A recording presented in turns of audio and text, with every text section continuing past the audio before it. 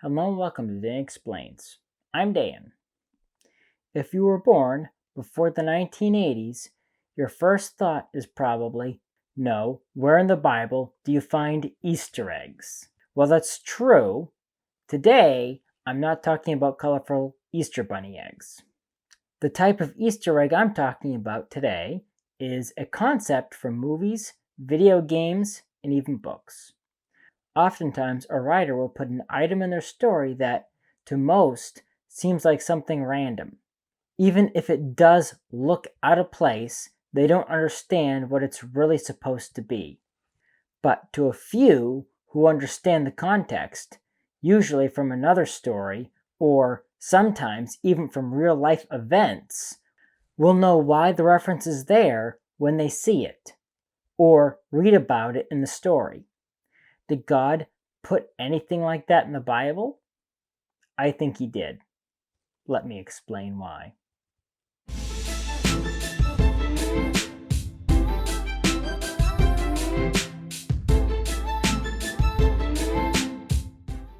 Now, I'm sure God put lots of things in the Bible people would consider Easter eggs, especially in the book of Revelation.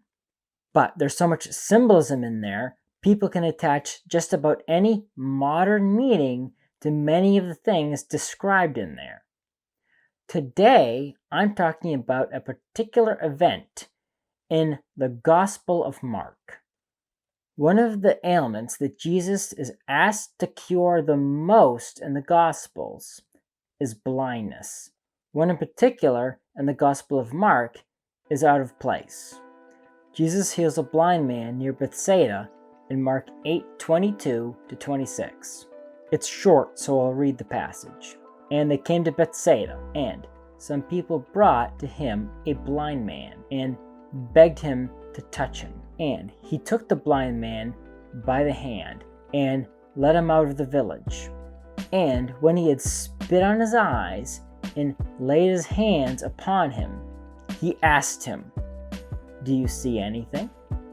And he looked and said, "I see men, but they look like trees walking." And then Jesus again laid his hands upon his eyes, and he looked intently, and his eyesight was restored. And he sent him away to his home, saying, "Do not even enter the village." In other accounts, even when the person has been blind from birth, Jesus heals the person completely. Here, he asks the person what he sees before proceeding to heal him the rest of the way. In other accounts of Jesus healing blindness, he's often not even there. He asks the person to do something like wash their eyes in another place to be cured. Rest assured, theologians over the millennia have noticed this odd happenstance in Mark 8:22-26. If you do a quick search on the internet, you'll see it hasn't gone unnoticed by many armchair theologians today either. Why did Jesus heal the guy partially, make a point to ask him if he sees anything, then proceed to heal him all the way? They speculate because it doesn't seem like Jesus should have any issue healing someone. His healings should always be perfect. They've struggled to figure out why Jesus would perform an incomplete miracle. The biggest solution that's usually suggested is that it had something to do with the amount of faith of the guy or the people around him during the healing. Now, Jesus usually does things to help people's faith when he heals them, like he does here when he spits and rubs it in his eyes. Nowhere else does he partially heal, though. I mean, there are lots of examples of prophecies being written in such a way that they have multiple fulfillments. I think it's actually probably rare for a passage in the Bible to have only one intended meaning. And sometimes something that is understood in one context, when it is written down, can become understood differently, or should I say, more fully later. That is, as long as the people studying it don't forget to check the historical understanding of the passage. For example, There are passages in the Old Testament, which I'm not going to go into about because this is a bit of a tangent, but there are passages in the Old Testament about rebuilding of the temple that were fulfilled in the building of the second temple, but also refers to the rebuilding of the temple that Jesus talks about when he talks about rebuilding the temple of his body after 3 days.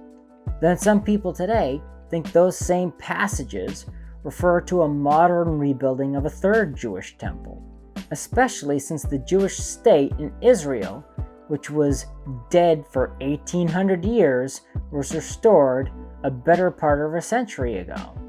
They could be correct. Maybe that will happen.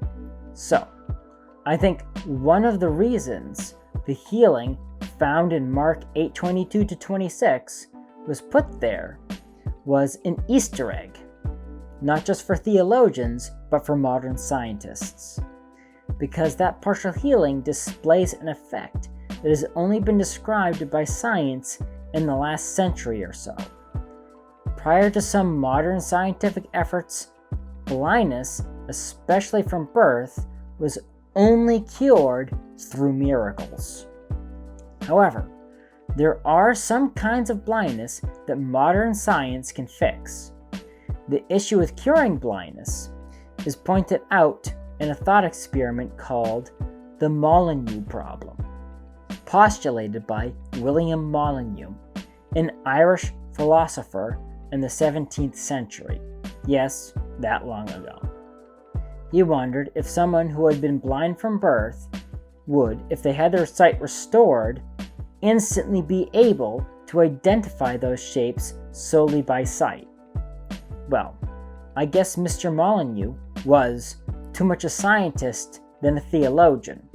He was an Anglican, because the healing of the blind man in Mark 8:22-26 provides the answer to the question, which, of course, is no. The brains of people born blind from birth who had the sight restored have no clue what to do with the new information being sent into their eyes. Of course, science was not able to conclusively answer this question until recently.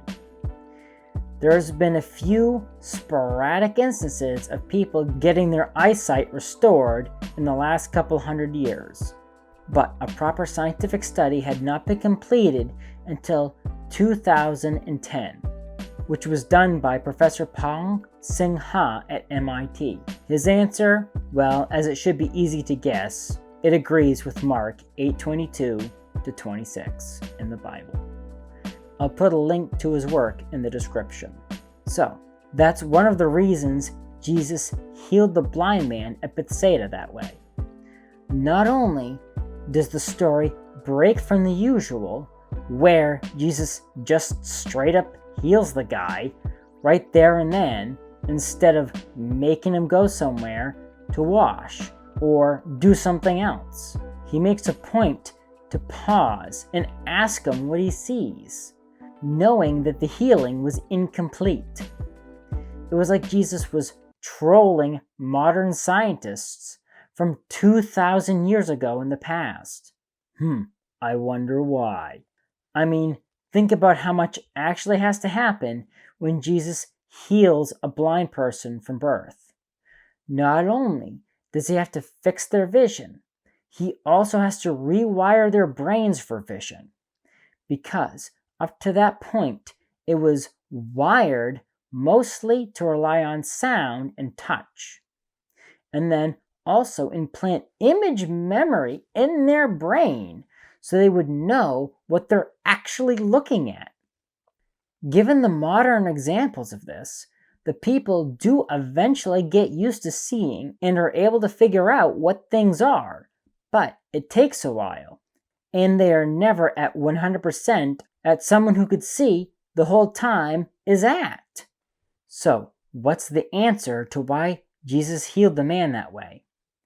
It's like he's saying, look guys, not only do I understand the questions about the brain function 1,600 years before anyone thought to ask them, But I know the answer to the question 2,000 years before you guys can figure it out. Now that's an Easter egg if I ever saw one. If you like this video, please press the like button.